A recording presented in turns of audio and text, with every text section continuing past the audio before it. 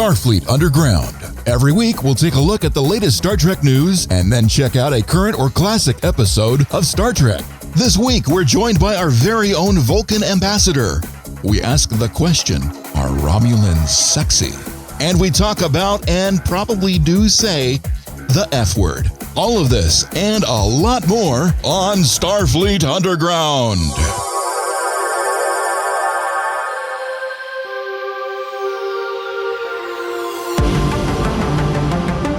Hello and welcome back to Starfleet Underground. It is a glorious day out there in space. The stars are excitingly bright for some reason. And we have a whole slew of our regulars as well as the ambassador has dropped in, and she's in an undisclosed location. We're going to see if we can get her to disclose exactly where she is. So we're going to go around the room today, and go ahead, Heather. Blue skies, nothing but blue skies. I still think they should have kept that as the intro. I'm doing good. Hi. Cool. And Fred? Hello, everyone. Glad to be here. And make sure you keep all your tribbles nice and happy. Happy tribble is a good tribble. Oh, yeah. Thank you for keeping me on the replicator this time. Finally, I have my oatmeal without fur. Rocky. Always Oatmeal happy without to help. fur. Oh, wow. That's a luxury. I have a lot of cats around here, so I don't think oatmeal without fur is an option. And thanks, everyone. Oh, forgot the ambassador. I am pleased to be here, at least virtually, from my unexplained location, which we can talk about later. And hopefully we can get that out of you without Section 31 coming in. So they've been doing that a lot lately. Yeah, they're on it. So thanks, everyone, for joining us. This is the podcast where the warp drive is always online. Today's show is being brought to you from Section 31. They still keep paying our bills and making sure we have enough supplies, but we still don't discover their real reason yet. So, news of the week here. Anybody has any exciting news? We'll start first with our guest, the ambassador. You have any exciting news to share with us? I have a few points that I'd like to make. First, for all of you who are going to be watching the Superbowl tomorrow, check out the Walmart commercial. It's out of this world. Ooh. Star Trek will be one of several science fiction icons that will be featured. It should be fun. Secondly, for all of you who are within the New York City metro area, you can be the proud owners of New York City Metro cards of Picard and Number 1. They're going to be available both at vending machines for Picard and the booths for Number 1 at a select number of stations. Interestingly, the stations selected, when you look at it from an aerial perspective, outline the Delta Shield. Well thought out. Ooh. And finally, for those of you who, like me, tend to be interested in Star Trek jewelry, Dahj Soji's necklace is already out online and available. Pick up one today. Oh, That's wow. it from my quadrant. That's really cool.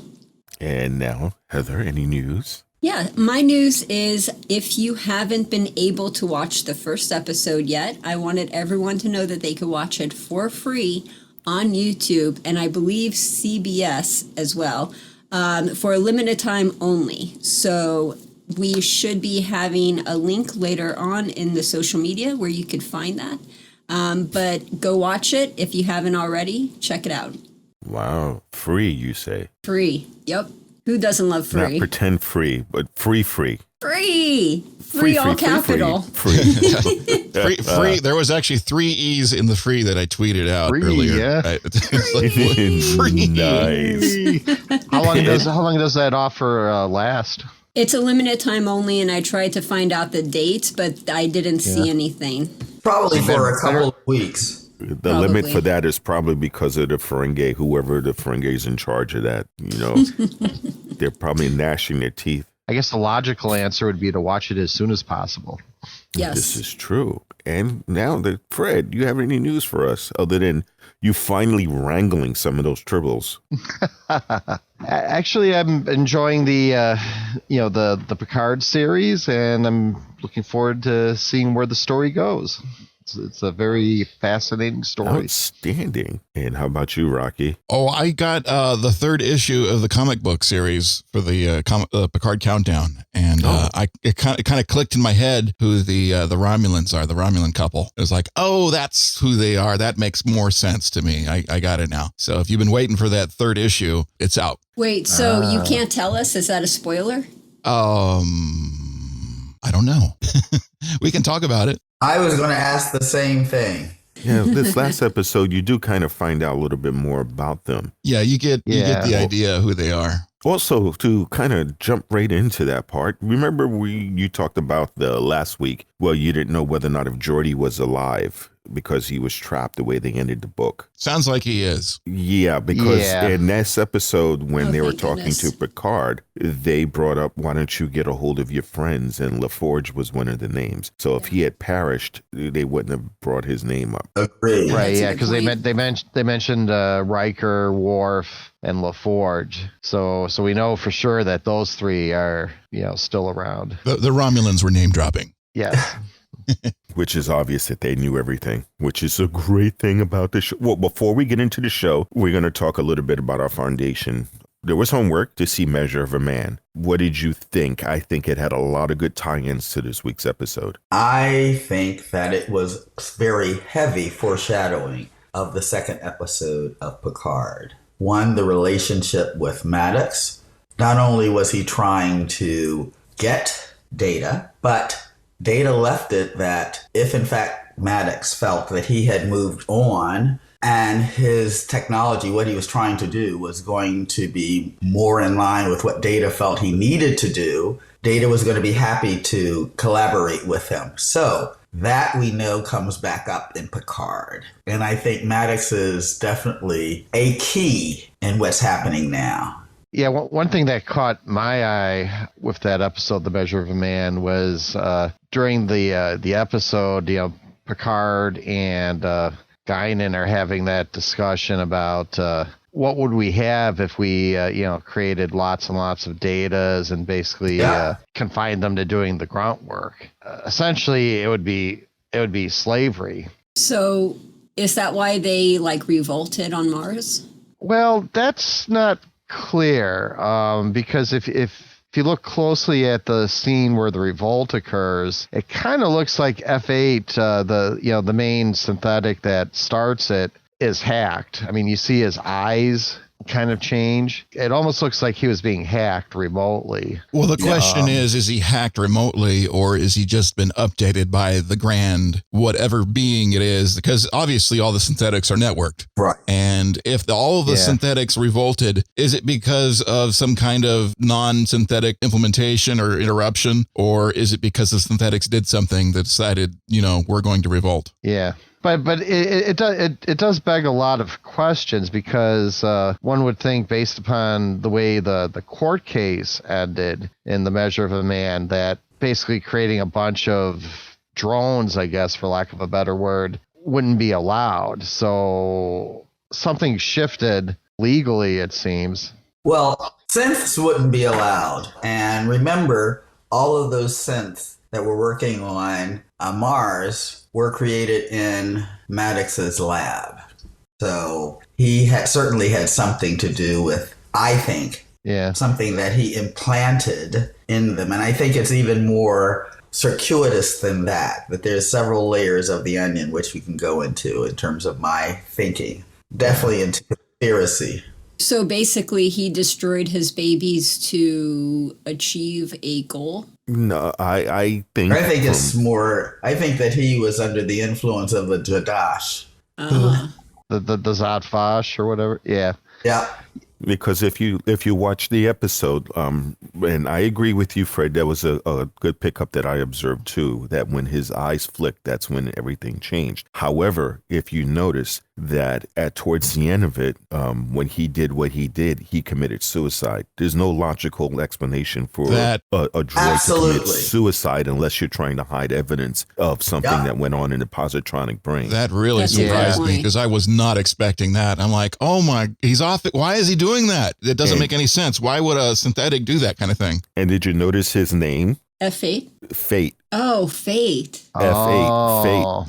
No fate but what we make. I learned that from a movie. That was a good catch. I didn't catch that. No, that's a good one. Now, what I was thinking, and this is maybe a little bit, maybe I'm overthinking it, but later in the episode when Picard and the Romulans are talking about the Zhatt Vash, which is kind of described almost, to use the Section 31 analogy, of being kind of like a Section 31 within Section 31. Yeah. That for some reason the Zhatt Vash are paranoid at artificial life. It's not explained why, but they have some deep fear of it. So I'm kind of wondering if maybe the Zhatt Vash maybe had a hand in this, where they wanted the Federation to turn away from creating artificial life, and this was their way of kind of making that happen. That's very interesting. And they were so paranoid of it that they were even willing to sacrifice a lot of Romulan lives, even knowing that this would put a crimp, in the evacuation fleet. But their fear of artificial life was so overriding that maybe they had a hand in it.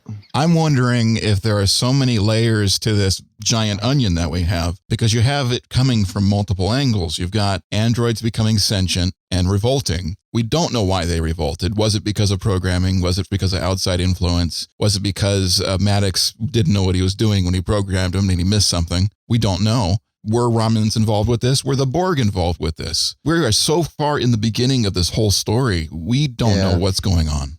Rocky, you mentioned the Borg, and I found it very interesting, as you say, this sort of triumvirate of the Zhatt Vash and Romulans, Maddox, and the Borg. And while everyone is now down doing an exploration, experimenting, investigating this artifact of a Borg cube, when Dahj is at the operation, when they're doing an exploration examination of one of the Borg, you notice that Narek, who is, as we will know, is the Romulan operative who's been basically is working to see what he could get from her. He's looking at her. She's very upset that the Romulan that was doing the operation calls it it, nameless. And at the very end, she says, "You are free now, my friend." And that Romulan spy picks up on that. So clearly, Borg, sentient being, and Romulan, that whole connection is somehow a Gordian knot that's going to be untied. Yeah. And just to emphasize on what you said just a little bit, when she was talking to Picard about how Romulans, they have it's a complete absence of any form of artificial life form in the Romulan culture. There's no androids, no AI, no cybernetics. Even their computers are like purely for numerical functions. So when she looks at the Borg, she probably sees this, and then she feels that great amount of hate, that fear, that loathing to any form of synthetic life, and the Borg would be part of that. So that explains that. Yeah. And also the other thing which Narek sort of let slip when they were being given their orientation for their going on to the Borg artifact, he was saying why the different, some people are there because they're ghosts, some are doing exploration, but he turned specifically to Soji and said, "You're here in hopes of resurrection," which I found, again, another clue sort of dropped in there. Resurrection of the Borg ship or cube. Maybe of Data, because she's Data's daughter and she was like Data resurrected. Or was it the Borg species that was there on the table? I couldn't tell what species that drone was. Yeah. And she said something to it, but was she speaking in Romulan or was she speaking in that creature's native language, which I don't know what it is yet. It was that creature's native language, because if you saw, you picked up on that. Yeah. And of course, when I looked at Memory Alpha, it wasn't completely updated yet. So all the details I'm looking for, I'm like, wait a minute, it's not updated yet. How am I supposed to figure this out? I think the resurrection aspect is she seems focused on the Borg as individuals. You know, she seems to have a special interest in trying to save the Borg, not to bring them back as Borg, but to kind of like bring them back as separate people. Yeah, and also it's very interesting that her sister Dahj had been accepted into the Dangstrom Institute for AI and right. So they're both doing it from different angles. Yeah. Now the concept of a nest, the Zhatt Vash seem to have this assumption that there are a lot of that was a very fast scene you had to pay attention to, because she said nest really quickly and didn't say it again. Because I watched it 3 times, I actually caught up on that and said, oh, somebody's looking for a nest. Nest, exactly. Yeah, so that so does it exist? Or is that an erroneous assumption? But yeah, the implication is that there are a lot more Dahjes and Sojis out there.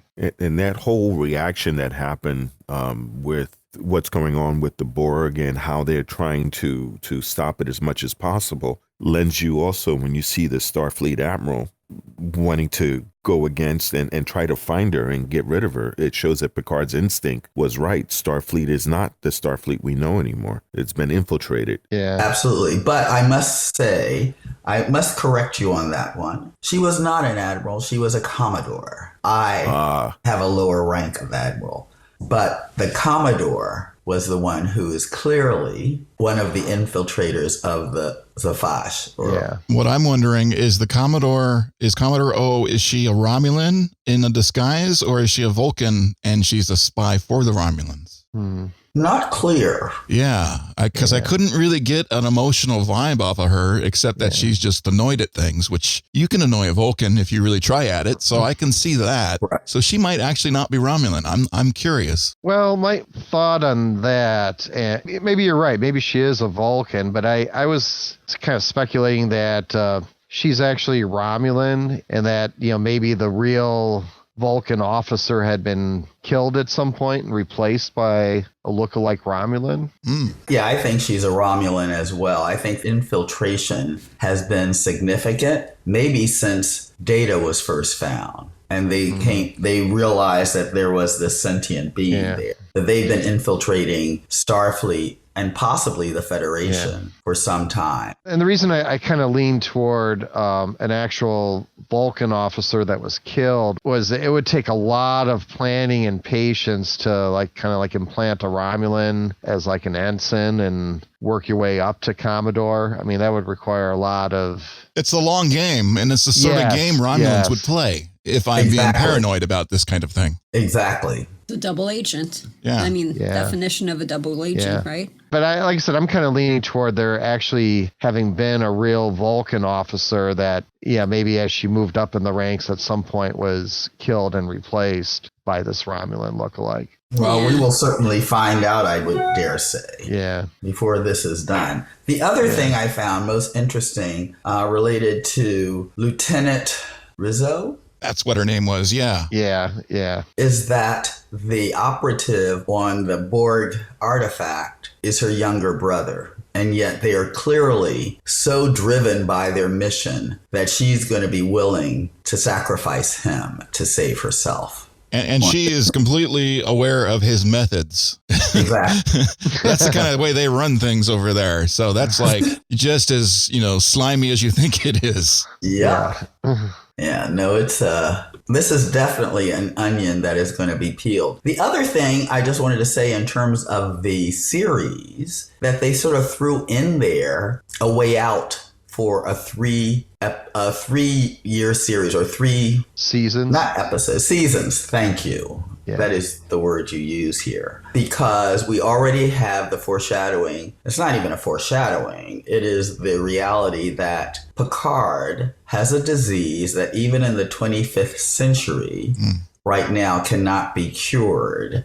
And so that would be a way for him to undertake this mission and be successful within 3 years or within 3 seasons, that he will have accomplished what he was and bring the Starfleet back on its heading. Yeah. So I found that interesting that that's already been thrown in there, that he does have a degenerative disease that apparently is quite bad because, as his friend said, hopefully if you go to space, you will be killed, which would be preferable to dying of this disease. Yeah. It sort of bugged me that there is still disease out there that they can't fix or cure. I thought that they could fix or cure all of that. So that sort of bugged me. But another thing is there's another theory out there where this might actually strengthen it. The theory is if you look at all of the past Star Trek series, they're all named after the ship, Voyager, Deep Space Nine, except for the Next Generation. And maybe the original series. Okay, not all of them. But anyway, most of them.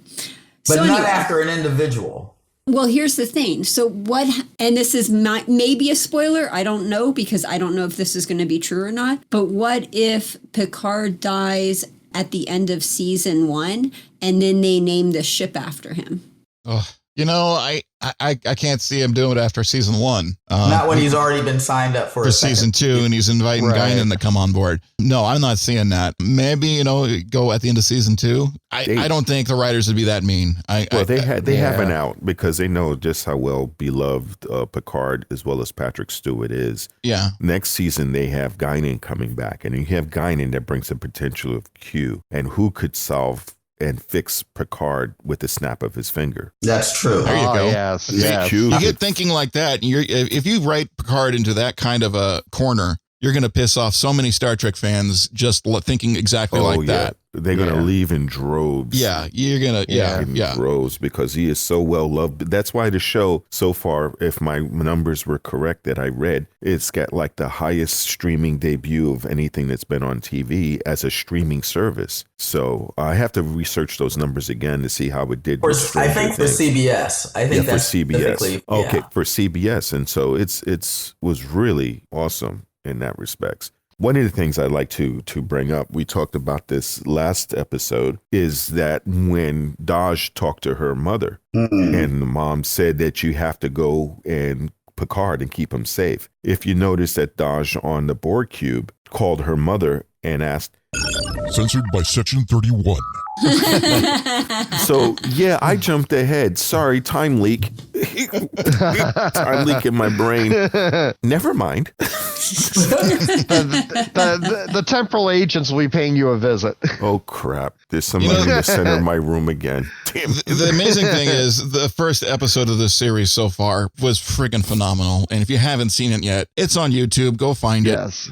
We've got links out. CBS has put it out. It's official. It's there until it's not there. So go get it while you can. The second episode really didn't give me a resolve of any kind. It just gave me more intrigue. So I'm waiting for the third one to fill in some more of the blanks and get this sucker rolling until we get to, the further episodes. But I did like the second episode and I enjoyed all the information coming at me. It's building quite the giant onion is getting bigger. I can give a non-dangerous spoiler. So the guy here, I just explained to Section 31, who's giving me a stern look in the room. He teleported, so he understands what I'm going to say. So good. They've already know that the Picard's keepers are the Tal Shiar. So, both of the man and the woman. Next episode, you get a chance to see him in action.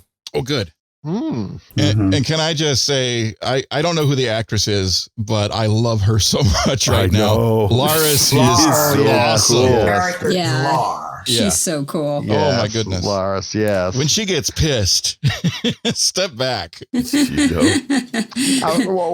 I was going to comment, Rocky, what you said is kind of interesting because in the Ready Room episode, for this week, one of the producers, Akiva Goldsman, essentially made that comment that they intentionally set it up so that, the first 3 episodes kind of like set up the problem. Things are going bad and you're kind of getting wrapped into, okay, what's going on here? And then, well, you always have to establish the story right up. And I like the format to where they can take their time and really build the world for you. Yeah. In a regular show, maybe you got to do it all in one pilot show, and it's just a regular length episode. In Star Trek, a lot of the times you get the 2-parter episode, so you get the double feature opening, and sometimes they run it right at the bat, so you get the first 2 episodes, and then they resolve it in the third. We've been waiting week by week by week, and I'm patient. And it doesn't matter in the long run, because in the long run, people binge watch. So they're just going to keep watching this sucker right all the way through number 10. So I'm all on board. This is cool. It's just, being patient to find out that extra stuff that somebody knows that I don't. I mean, I fully understand why people binge watch shows. I mean, obviously it could be a little bit cheaper to do that, but I also think in a way you lose something if you're watching them all back to back to back, because you don't really take the time to digest. You've got to pace yourself. To think about and start analyzing your mind. Okay, where could this story go? The other thing about the binge watch is you get some shows where they keep you going through the entire episode, and then at the last couple minutes, they hit you with something, and then you've got to I got to watch the next one. But if you're watching in real time and you have to wait a week, it's like, gosh darn it, I've got to watch the next one, but I have to wait for a week. So you look at your Breaking Bads and your Better Call Saul, they do that all the time. And I love those shows, and they're so much better to binge watch. But at the same time, it's just good stuff. But when you have to wait, it's like, you're caught in between the two worlds of, the world of binge watch versus the world of wait for it. It exercises patience.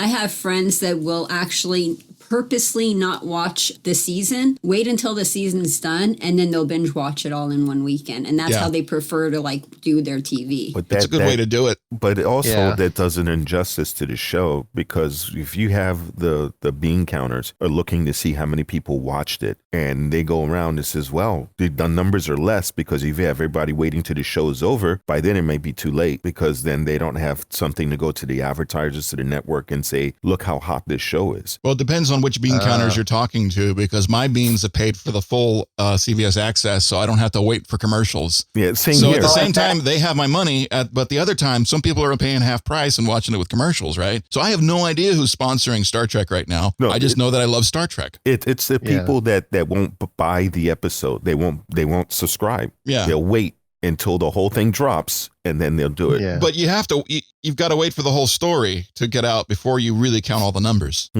You bring up including those who will try to do and I don't know if CBS is going to keep this business model of having a week free. And for friends like Heather's friends, you wait until that offer is about to die, and then you do the 1 week free and you binge. So that way you effectively don't pay for it. And you get out. I wonder what the actual story is when they do look at the numbers and see which method is, because I bet there's a big spread equally on all three, all different ways to watch a show. And I think they're still, what doesn't matter, they're still counting them numbers. They're still collecting the money. Right. So I think everything's going to be good. It's just a study on which method is the best method. Yeah. And as Game of Thrones showed us, they're counting the download numbers too. Game of Thrones said that was the most downloaded show ever, which means they are counting those numbers as well. And that's not necessarily the legit numbers either. They're talking also about the illegitimate numbers, the BitTorrents. Yeah, they got their eye on that stuff too. They know it's out there. Buzz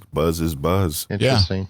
I think they're going to, until this season is over, do an analysis of who's doing what, because as I think it was Rocky said, it's still, the advertisers or whomever is supporting and sponsoring the shows, in addition to the overseas sales, which is another whole thing, which we really haven't gotten into, to determine what's the optimal mix for generating revenue. Because at the end of the day, this is a business, and CBS will be looking to see how they can optimize that mix. Sure. Hey, just going back to Star Trek The Next Generation references, in addition to The Measure of a Man, there was another episode that I was thinking of that we haven't talked about. Do you guys remember Contagion? That was the episode where the Yamato, which was the Enterprise's sister ship, was having all kinds of computer malfunctions. Oh, yes. And they ended up,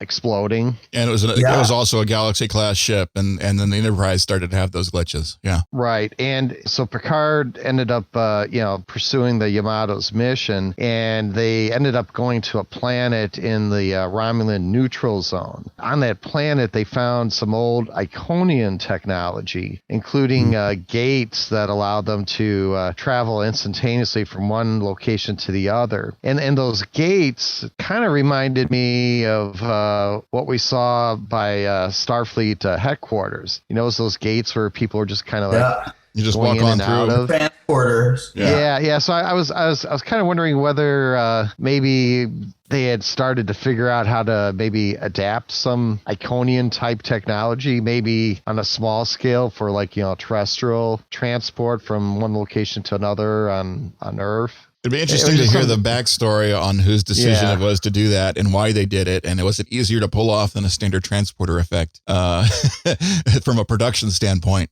But yeah, the idea, you stand in a pattern buffer and they beam you out someplace and then put you back together. And you're basically, you're supposed to stand still, although people will move and have conversations in it. And then you go to now we're just walking through them like a metal detector. Right. You want to rattle your brain a little bit about how transporter technology works. Yeah. Maybe, what if you stop halfway through it and you put your arm through and you stay on the other end? What does that do to you? Maybe what it is there's two different types of transporters. You have the transporters on Earth, which is the metal detector thing, and then you have the transporter on the ship, which could go like further, or it's better, or something like that. A longer range. Why they're different. Yeah, and that's why they're different. Yeah. Yeah, it'd be interesting to hear all the theories that come out on that. Mm-hmm. Fred, I like your picking up on the Iconian technology, because that could be, if in fact it's close to Romulan space, the experience that the Romulans had with the AI, with the sense of the Iconians, may be the key. That they tried to control the Iconian technology and it almost destroyed Romulus. And so that is why they are afraid. It's close to where they are. They are an old civilization. And it could be that it is the Iconian technology that has driven the hatred and fear of the Romulans regarding synths. That, I think, is something that I'll look forward to seeing if, in fact, that is revealed. Why? Because we don't know why that dread, that abhorrence of synths is there in Romulus. Maybe their version of the Terminator was even worse than ours. Right, exactly. And so using Maddox, right, they get a twofer, because they basically have Maddox either program or in some way put in place this, as I think was said earlier, the sense to revolt, which causes a ban, right, on synth technology. And so their mission continues. And so Picard becomes the linchpin in making sure that that does not happen and that their presence is not known, that they are basically controlling what we can and cannot develop. Very interesting. The whole idea of somebody controlling what you can or cannot do. Exactly. Yeah. It's kind of like a big mob boss, kind of like running things from the background. Well, the interesting thing about that is you look at technology today, and there's a whole idea of being able to control it. Like you can actually control whether or not somebody can get into a system and have a back door back into it so you can protect everybody. Right. So the idea is data encryption. Well, you can make the perfect encryption, but then you can't get back into it. So let's design an encryption so somebody can get back into it and protect everybody. But you can't really do that because one, somebody's going to have to keep that back door secure, which is basically over time impossible. And two, technology knows no laws. So technology is going to evolve the way it is, whether you want it to or not. It's just a matter of the technology getting accessed. It's not a matter of whether or not you control it. Which goes back to the Romulans Yeah. realizing they could not control synths. Yeah. And if they come to think about it, on all the different times we've saw the Romulans from the Next Generation all the way through, you've never heard any of them address the computer. Yeah, they don't normally talk to their computer. No, they never have. They always talk to somebody else. How much do we know about the Romulans? We're going to learn more. We haven't learned enough about the Romulans. I mean, they've always been this mysterious offshooter, the Vulcan race. These guys rolling around in the warbirds. We never really get into the Romulans themselves. I mean, you learn about a little bit here and there. They're like Vulcans, but they're emotional. So aside from that, what do we know about the Romulans? There was the two-parter in The Next Generation that Spock made an appearance in, and in that story, you got to see a little bit of Romulus, and I think that was the first time that we kind of got to see what goes on, at least to a small scale, on Romulus itself, and that there was an underground rebellion even of some younger Romulans to try to reunite with Vulcans, right? I mean, so they have a very curious history that we really do need to explore, hopefully further in Picard. If you remember, the very first time we ever see Romulans, period, on the show was in Star Trek, the original series, in the Balance of Terror. Nobody knew what Romulans looked like because they said space battle took over long places of distance. There was no visual communications back then. And Spock said that they are offshoot of the Vulcan race. Correct. And if it is, that's when he recommended to Captain Kirk, we need to get them now or else the destruction is going to happen. So we do know that they have the Vulcan strength, they get Vulcan intellect, except what happens if you add the passion part. Right. Now, Ambassador, question for you. As we've let you slide a little bit there, where your secret location? And if you can't say it, I understand. You can say it's above my pay grade. I will not get upset. It normally would be beyond your pay grade. However, I will disclose that I am on the artifact. I am curious why Romulans who have been seen as the enemy of the Federation are those who are in charge of the artifact. Once again, it is very curious that almost these second-class citizens in the Federation have been given or have taken control of managing the Borg cube. Could it be the Zhatt Vash, once again, making sure that whatever is discovered is being controlled? That is my mission. You're going to have to circle back to us and let us know. And if you find out anything and you're allowed to say so, please keep us updated. We'd be curious ourselves. I will try. My thought on that, and it's just my personal opinion, I haven't seen anything official, is maybe the Borg cube is actually in Romulan space. I was wondering about the placement of that Borg cube. I cannot say. It's not, I don't think it's in orbit on Earth. I think it's somewhere else. Where the hell is this Borg cube hanging out? It's in an undisclosed location. Yes. Somewhere you don't know. It's classified. Yeah. I know, but I cannot disclose it. But you are correct. My other curiosity is, are Romulans really that sexy? No, that dude is creepy. I'm sorry. Okay. He is not sexy. He is creepy. Okay, but Ladies, the guy with the blinky eyes, the boyfriend from the other one, he was pretty good. He was cute. Yeah. He was cute. Okay. I liked him. He was really cute. But this dude, no. Ladies, if you are sleeping with a dude that doesn't tell you anything about himself and it's a secret, quote unquote, dude, run. I mean, he probably has like wives. He probably has girlfriends. He probably has kids. That Red was flag. Lighting up run. all those Tinder things, saying, this guy's got a lot of secrets. Why has she already slept with him already? Where can I find a woman like this? You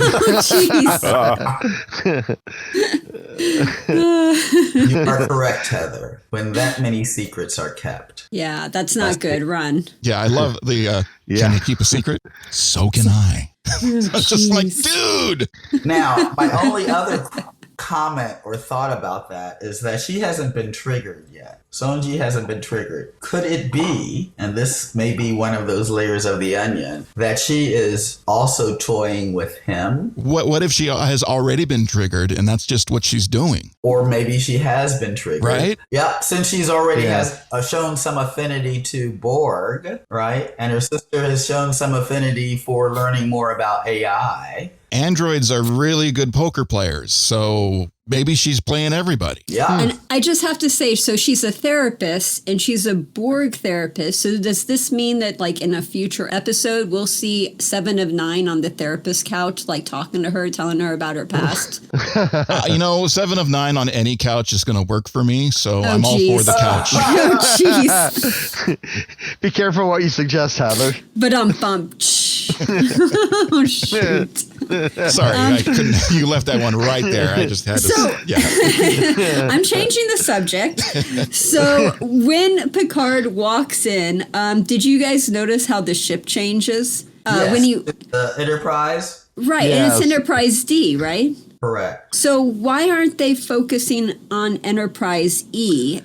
Because I thought E was more important to Picard's story than D was. It's probably because he had his most fondest memories on D. If you Which look memories were those? which was the hanging out with the crew with the ready room. That's where Data was first on board. That's when his relationship got stronger with Data. It's like your first car. I mean, the first car you really, really like, and you might be driving around in the current modern day vehicle, but that first one you had back in high school, if it was a really cool car, that's the one you dream about again. So does that mean when he walked in through that door and it changed, is that a future form of targeted advertising where they know everything about you and they change it depending on what you like and don't like? I thought it was more that they just rotate the iconic ships of the fleet. That's kind of what I was thinking, Ambassador, too. That makes sense. Yeah. That the Enterprise has always been the flagship. Like they said,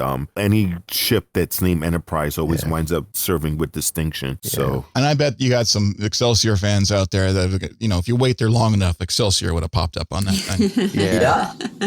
Exactly. But it was kind of neat, though, seeing the Enterprise D pop up, while he was there. Well, it'll be interesting to see if the Enterprise even makes a life appearance. Or just the class of ship. I'm wondering how many different classes of ship are we going to see now, because it's always been a major challenge to keep coming up with new ships. So you'd always see the old ones recycled. How many times can you count, at least on one hand, you saw an Excelsior class ship rolling around with the Galaxy class in Next Generation. So you've got that. What their problem was is they just didn't hire the people who were making the ships for the Star Trek RPG game, MMORPG game online. Because if they had, they would have a ton of ships. Isn't that right, Nathan? Yeah, they need to stop doing that. I spend way too much money on those ships out there. In fact, they have a new one coming out, which is causing me to gnash my... Well, at least it's going to be a free ship. You got to play certain missions for an extended amount of time, and you get the ship. And I'm going to say this without trying to get the body shivers. It is a mashup of a Klingon and Federation technology ship. Whoa. It's a ship combining both techs. That sounds like a cool combination. That sounds cool. Yeah, Daddy's going to get. Can't wait. Now, hopefully in that mashup, they didn't borrow the Klingon food replicator. Yeah, I don't know if you want... it's always you got to watch out, because it may come out a little extra spicy all the time if you combine the technology. The Klingon replicator, if it's broken, it produces tribbles. That would be bad. Well, I was worried more about if it works properly, all you might have is gach on the menu. You got to make sure you well chew your gach, because if you don't, you get a surprise later on. Oh, my goodness. So ouch. Just got a to little squirmy in the tummy. Yeah, pretty much. I am still waiting for the Enterprise Dreadnought class, because if we are going to where I think we're going, we will probably need to have an Enterprise Dreadnought. Oh my goodness. Wow. You know what, guys? I love hearing this kind of talk about the ships, because on the other podcasts I've listened to, the only thing they talk about is they had the older class, Discovery class ships in the Utopia Planitia scenes. And I'm just like, they're like freaking out. Why? They're like, oh, the animators, they just picked another model and used that because they couldn't come up with another one. And I'm like, well, hang on a second, guys. We're in space. It's okay you build a hull of a spaceship ship. And if it's still there, it's not going to fall apart over time. It's not like you rust in space. These ships, if they don't get like nanites attacking them or something, they're going to be solid pieces of material. They're built to last. And they're built to last. Yeah. They're going to last. If it ain't broke, don't fix it. Maybe upgrade it once in a while. But I think the infrastructure of a starship with the technology they would have, these things could last lifetimes. Exactly. Oh, yeah, no doubt. That's why they have refits. Yeah. So they're definitely, we've even seen the Enterprise D go through a refit. It would basically be like a modern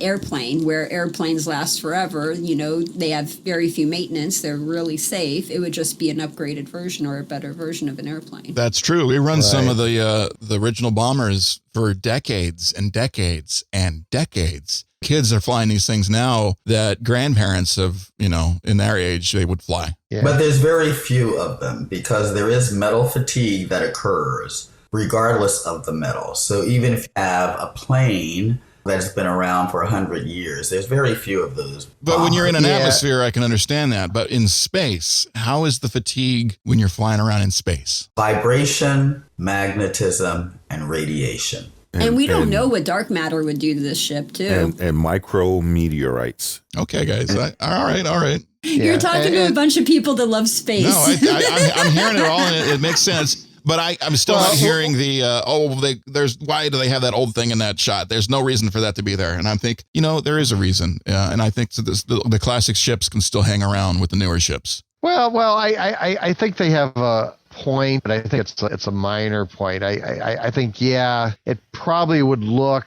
a little bit more period correct, I guess, if you saw more ships from like TNG Voyager time being built. In orbit, but it's a smaller point. I'm not going to get. And it could also be the equivalent of a hot rod. They just had the guy's hot rod in the shop over there. They're just working on that over there. Pay no attention to it. Well, so you walk into an auto shop and you see somebody's '57 Chevy getting worked on right next to the Prius. I mean, it's car's a car. Same thing with the Starship. But there might have been a little bit of laziness on the part of product I producers. would not call it laziness, Fred.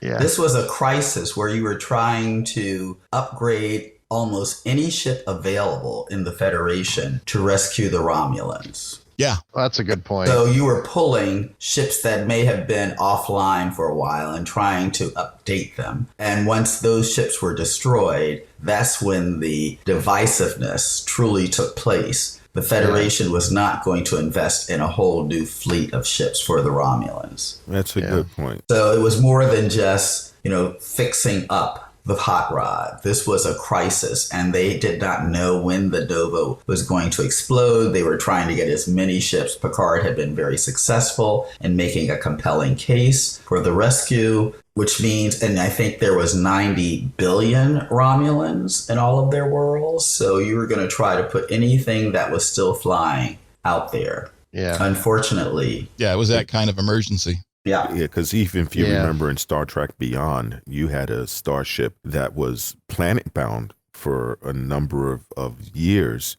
for almost hundreds of years, and Scotty managed to get it off planet and go back to help protect against that swarm. When they had to go in, if you remember that one. So the starships are pretty sturdy.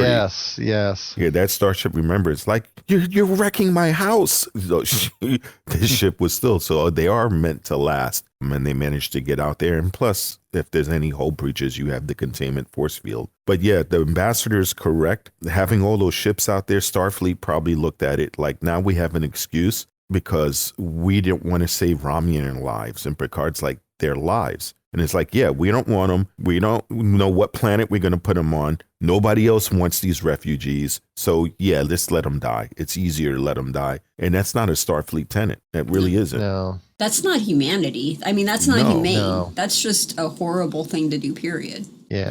Lives are lives are lives. It doesn't matter. Exactly. It's really sad to, when Starfleet gets to that point. Mm-hmm. Well, remember again, Zhatt Vash were also infiltrated, so they may have had a hand in changing the sentiment of Federation. Oh, good point. That's an interesting point. I guess, and I don't know, maybe there's, well, not maybe, I'm sure there's more to come, but I'm just struggling a little bit to understand what would be the advantage to the Zhatt Vash to, letting all the Romulans die. Unless, like I said earlier, the higher goal being to discourage the Federation from pursuing synthetic life forms. I think the Zhatt Vash are just cranky old Romulans. I mean, they don't like anything.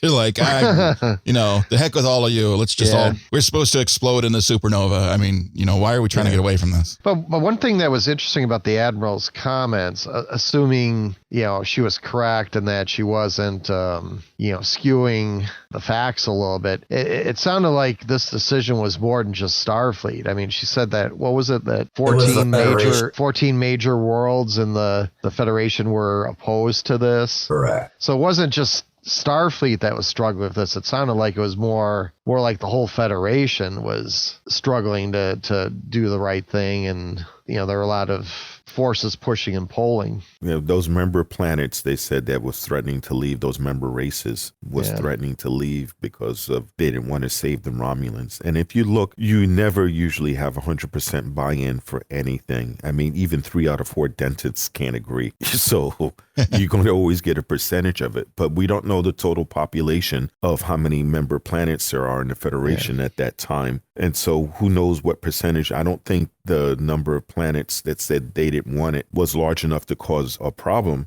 But it looks like they were worried about the Federation descending like that. And I'm speculating that it wasn't just the sheer number of worlds. There were probably 14 significant members. Oh, you bring up a point. If it was, ones that really are highly technical and highly evolved, then I could see the Federation giving pause. They were worried that it would fall apart. But still, a life is a life. Oh, I agree. So I see why Picard did. Oh, next episode, you will see the event on why, oh my God, what is her name? He went to go see her and he got dropped off by taxi. Raffi. It's Raffi. Raffi. Yeah, you get a really good chance to see why she's ticked at him. And she's a woman after my own heart. She's like, why? History. It's like, what bottle did you bring? Yeah, I love that. 86. It says that to her. So, yeah, she's got her priorities straight. That must be some really good wine. Oh, my goodness. Yeah, but you get a chance to see exactly why she's so ticked at him. Good, I'm looking forward to that. Yeah, I guess as a minimum, we definitely got the impression that they didn't leave on good terms. No, they were very close. You'll see that in the next episode. They were extremely close until something happened. I just want to know how you get that prime plot of land right there, because what a place to go hang out at her pad. Those are the same rocks from TOS. That's what I was going to say. Your neighbor might be a Gorn, but it looks like a good place to hang out. It looked like the same area. When we saw the premiere, when we went to the red carpet event, they had on the screen when the taxi landed, it said Vasquez Rocks. Yeah. But during this episode, it was removed. And the taxi was changed. In the premiere, the taxi was the typical yellow taxi with the black lettering. This one was a total different ship. Oh, interesting. Because you were saying, you're going to get to see the taxis, and it's different then. Yeah, it was a totally different taxi. You guys saw an earlier cut. Yeah, so it looks like they did some changing around. So I wonder if they changed anything else in the first 3 episodes. I don't know. I've been watching it over and over again. They didn't take out the F words, so there's that. Yeah. Because that was a shock moment. What the fuck are you talking about, dude? Because that was a shock moment in the theater. It was like, you talk to Picard like that? Well, even before that, Laris said cheeky fuckers. Yeah. And like, oh my God, that went right by me the first time, because it went by the second time and I didn't catch it either. The third time, like, she just used the F word too. Why are these people freaking out? That's because you're enamored of her. Well, I do dig her. I dig her so much. See? I was talking to a friend about this specific topic, and he said that he felt like them using curse words actually degraded it, because he felt that Star Trek was higher than that.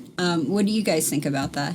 I agree with the point of view. Well, I understand the point of view. And there is something to Star Trek that can be above, going the dirty route. But that's been opened a long time ago in Star Trek 4, as far as I'm concerned. Because even saying double dumbass on you is kind of offensive, even at that time. I mean, the F word's the F word. But yeah, in today's time, we get higher definition shows. We get to binge watch them at our pace, but we can get sweared at when the writers deem it necessary. I think as long as it's not overdone and used incorrectly or used where it's not merited, I understand if you're trying to bring somebody up to not use the F word, if you're trying to raise children. I completely get that. And, maybe we need to have the explicit tag and watch the clean version for them. I think that would be the way to go. And to not have that option is disturbing a little bit for those people. But me personally, fuck yeah. I think it's I think sometimes where it's warranted is if they're using it like sailors every couple of minutes or like we did in the service, the show would be nothing but a long 35-minute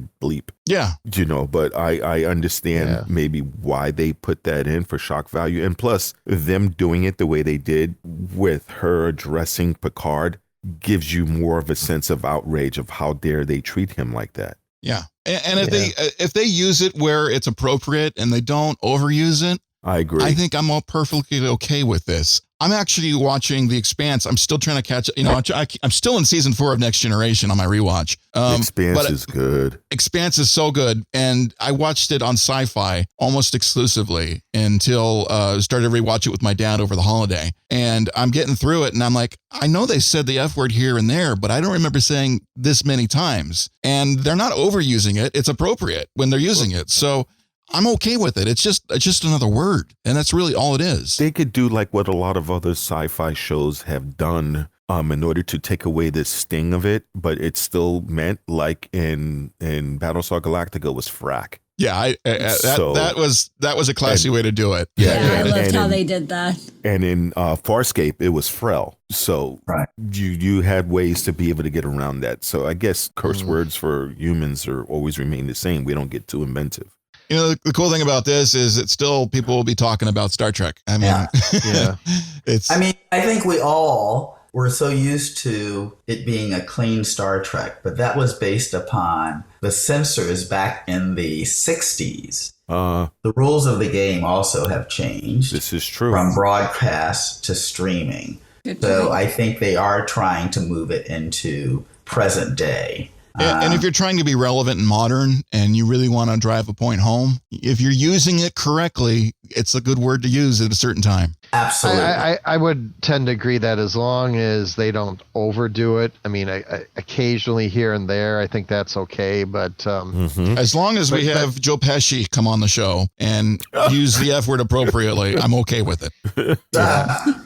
Because, I mean, like you bring up, Rocky, too. I mean, the idea is you want to get, the younger generations excited about Star Trek also. And well, I'm not saying you have to swear at somebody to get them excited about Star Trek. But you have to use their vernacular. No. What I'm saying is you don't want to overdo it because then it makes it harder to say, okay, the kids can watch it, and if kids aren't watching it, they're not going to grow up being Star Trek fans. And well, it's also something when we had the possibility of Quentin Tarantino directing a Star Trek film, that pissed off a lot of people on Twitter very easily. But I was one of them going, I'm like, I want Samuel L. Jackson to say fire the motherfucking phasers.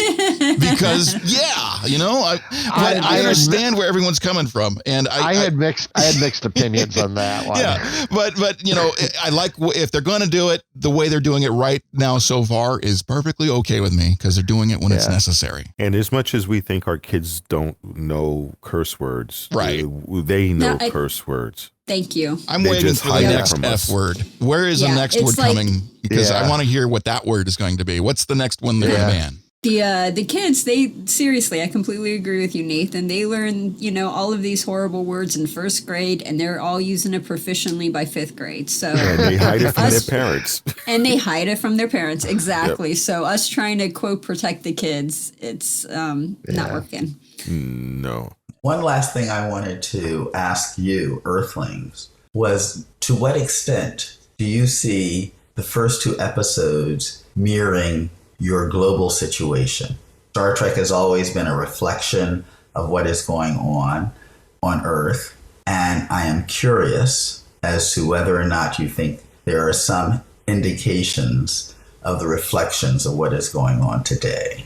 Well, it's very interesting because you do see a little bit of reflecting, but I'm not seeing parallel reflection. So it's not hit me over the head like everyone's being afraid of, I don't want Star Trek to be preaching to me kind of thing. Right.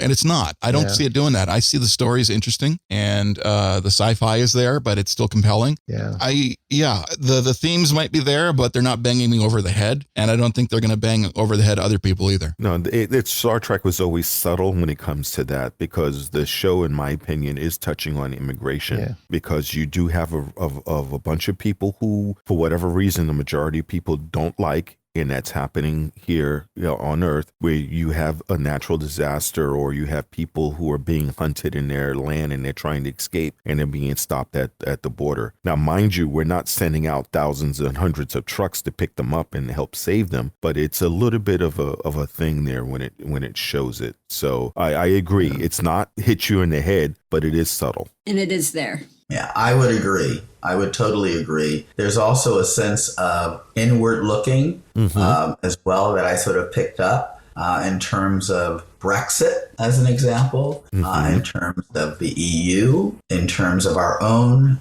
as Nathan has said, our own immigration policies. It is basically the them versus us that I see subtly. It's not, Star Trek has never hit anyone over the head except for TOS when you had the black and white and black. That was a slight hint, wasn't it?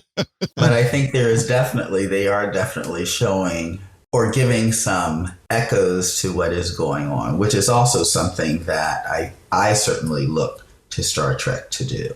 And a reminder of what happens to an organization that's been the leader in morality and doing the right thing starts to lose its way. Correct. Yeah. So that brings us towards the end of our podcast here. We're going to show some love to some other stuff. Heather, you were on a podcast, were you not? Yes, I was I was a guest on the show Retro Rogues, which was fantastic. Eric, thank you so much for having me on. It was a really, really fun podcast to do with them. We talked about Picard and everything that is coming up, and that link is out, so if you want to listen, you could listen to the full episode by clicking the link, and it was great. I myself was on one called Down the Road Show. That's a DOWNTHEROAD